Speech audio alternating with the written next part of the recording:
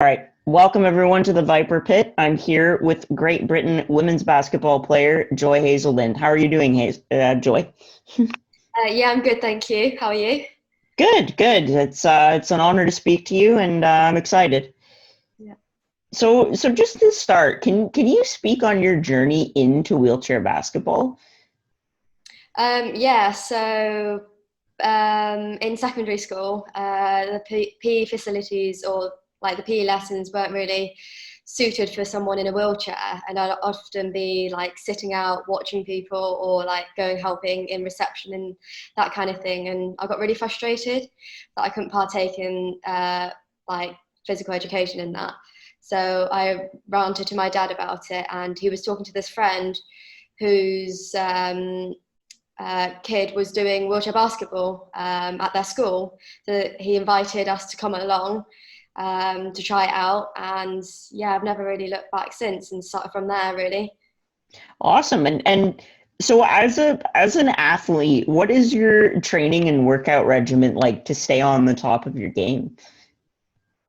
Um, I think it's changed over the years. Obviously, with lockdown, it's a little bit more different.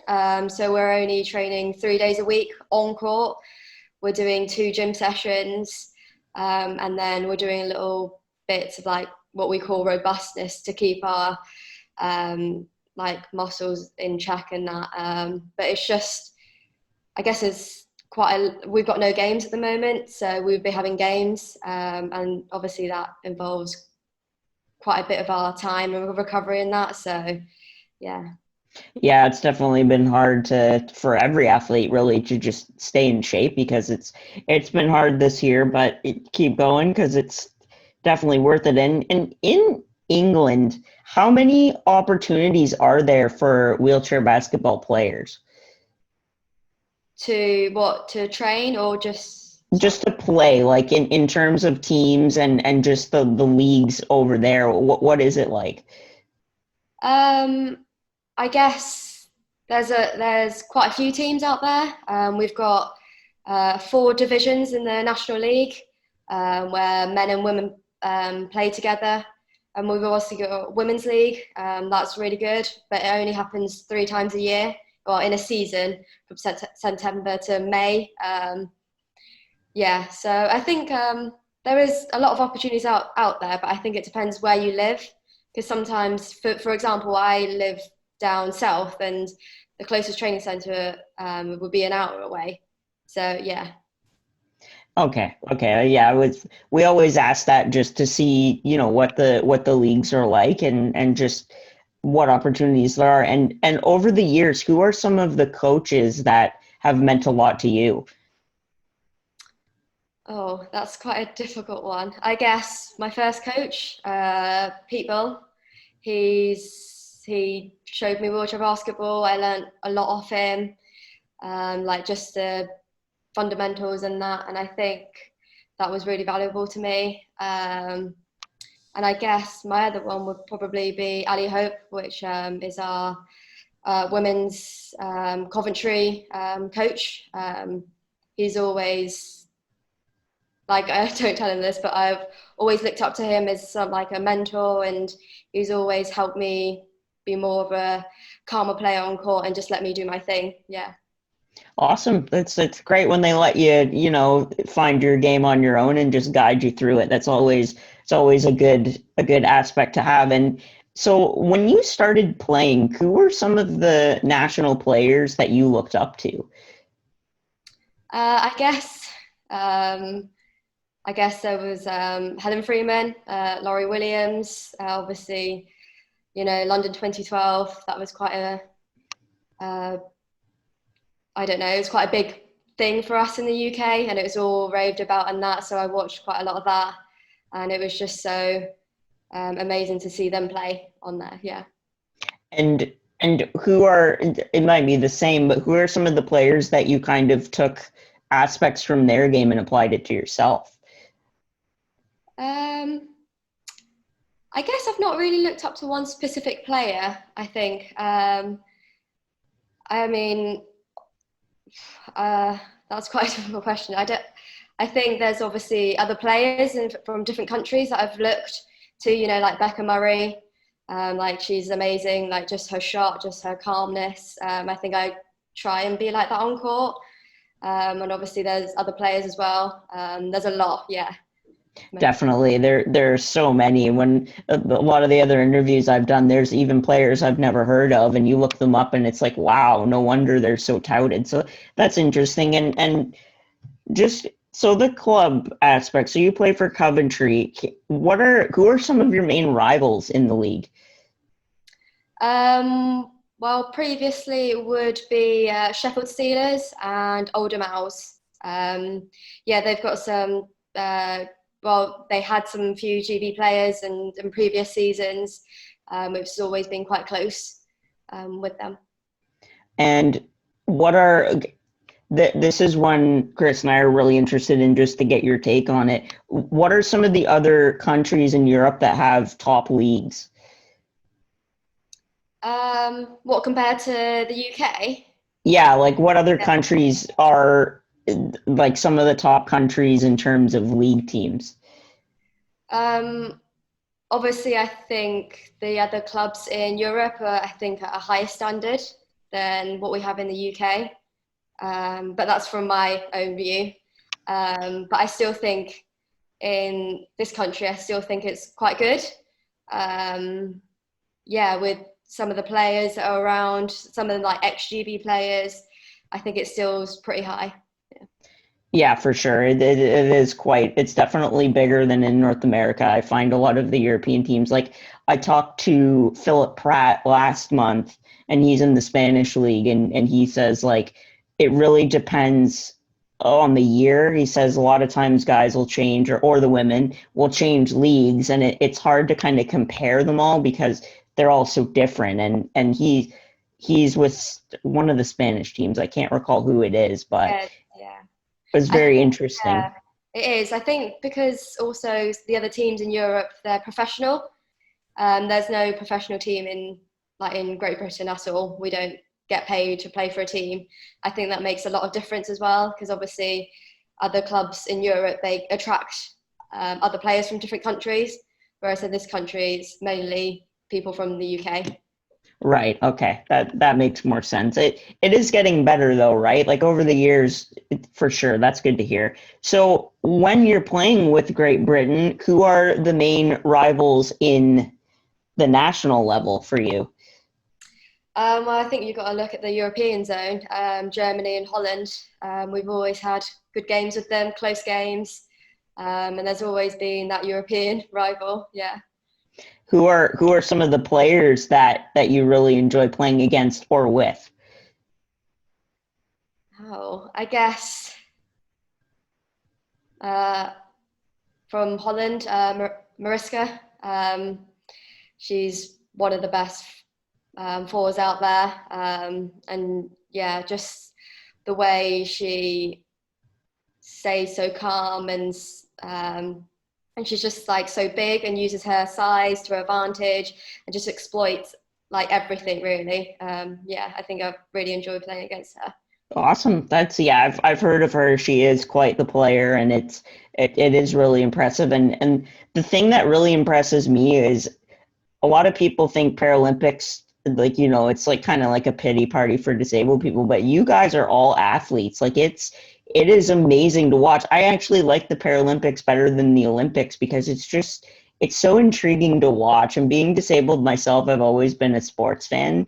And I think basketball is one of the harder ones. I watched the Invictus games when they came to Toronto near me, and I was just so blown away by the talent and just falling over in your chair, getting back up, and just keep going. It's really quite cool to watch. And so Chris and I are also very interested. Can you kind of describe your teammates on Great Britain in a few sentences and maybe say a few of the names that are top players on Great Britain? Okay, yeah. I guess my teammates, we always have a laugh. There's a few players, Amy Conroy, Laurie Williams, and Sophie Carragher. you know they're going to crack a joke. They just make me laugh on a daily basis. Helen Freeman, she works hard. I think everyone does in the team. And I'm really fortunate to be able to play with these guys, with these top athletes. Yeah. Awesome. That's great. And so I wanted to touch on your sort of like a few of the main events from your international career. And I was very intrigued to read that in the 2015 World Championships in Toronto, you were on the World Championship team as I think a 16 or 17-year-old. Is that the 2014 World Champ? Sorry, is that the senior one? Yeah. Yes, yeah. I was 15? 14? Yeah, I can't actually remember. Awesome. And Yeah. what is it like playing at that level at such a young age? It's quite crazy to be honest, because I'd never thought, I think it was 2 years before that, I didn't really think I'd become an elite athlete really. And going on that journey and being at that tournament, I remember making my first basket there, and it was just so amazing to have the support of my teammates and just the whole atmosphere of like the wheelchair basketball community. I think it's really special. Yeah. Definitely. And what are some of the lessons that you took from that experience? I guess, I saw other athletes from different countries who were obviously so much better than I was. And I think that just made me more determined to try and be up there with them, to try and get better every day, be the best player that I can be. So it kind of made me push a bit harder because I saw what the level was out there. Yeah. Definitely teaches you a lot. You're still developing as a teenager, and then you're thrown into the top level, and it's probably is it nerve-wracking? Like does it make you nervous to be at that level at such a young age?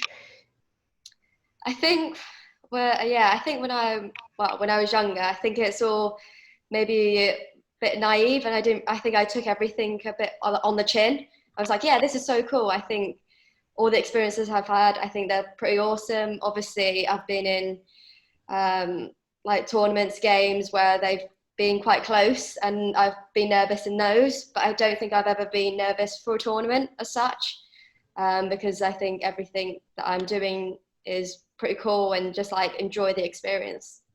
Definitely. And I love that perspective. Like a lot of players, you ask almost any athlete at any level, and I find nerves don't really come in. Like obviously when the game's close, you're a little bit, scared, if you will. But I think that just comes with the territory. And so the other one I wanted to touch on was in Rio in 2016, the Great Britain women's finished fourth, which was actually their best finish ever in the Paralympics. And can you just talk about that journey and what it's like to go to the Olympics? I think it's every athlete's dream to go to a Paralympics, and obviously that was one of my dreams. So that was pretty cool, pretty amazing. I remember playing, I think it was Brazil, on the home turf, and there was 10,000 people cheering for the Brazilian team. And you're like, and there was only a small crowd of like Great Britain supporters, and that was amazing. And just the whole athletes village, I don't think there's anything else that can replicate that. Yeah. Definitely, and that was very cool to see fourth and going forward, what is the goal for 2021, which would have been the 2020 Olympics, but obviously because of COVID it got delayed. What are the goals for that? Have you made the team yet? And if not, what do you have to do going forward to do that? So we haven't had our selection camp yet. So at the moment we're just training as a squad of I think 15, 16. We don't make they don't make the selection for, I don't know, I think till much later on next year. So I don't really know what that's going to entail. But obviously, with the whole COVID situation, it's a lot more individual stuff, which is quite good. We're working on our fundamentals and that kind of thing. Yeah, yeah. Yeah, it's tough. I didn't realize I guess it is. I guess they make the call like a few months before it starts, right? That would make sense. Yeah, I think because you never know what can happen. Injury might happen. I don't know. Like just all these sorts of things might interfere with, yeah, these kind of things. Right. And other than that, what are the goals for you as you develop in like your career, and like what do you hope to achieve in the next few years? Obviously, we've got a few like major championships coming up, like with obviously being Tokyo. Then we've got World Championship, probably isn't it like the year after? And we've got the Commonwealth Games. So, and the wheelchair basketball will be the first. It'd be the first tournament, first wheelchair basketball 3-on-3 at the Commonwealth Games. So that would be pretty cool if I get selected for that. So that would be, I think, one of my aims is to do that. But we don't know what's going to happen in the next few years. I think it's just taking it one day at a time and just see where it goes. Definitely. Well, best of luck for the future. I wish you all the best, and I hope you get selected. I'll definitely be watching the Paralympics for sure. It's always a spectacle to watch. And well, on behalf of the Vipers, Joy, thank you so much for taking a bit of time today, and we definitely appreciate it. And we will send you a link out when we post it on YouTube. Okay, cool. All Thanks. right, Joy. Take care. Nice to meet you. All the best. And you. Bye. Bye bye.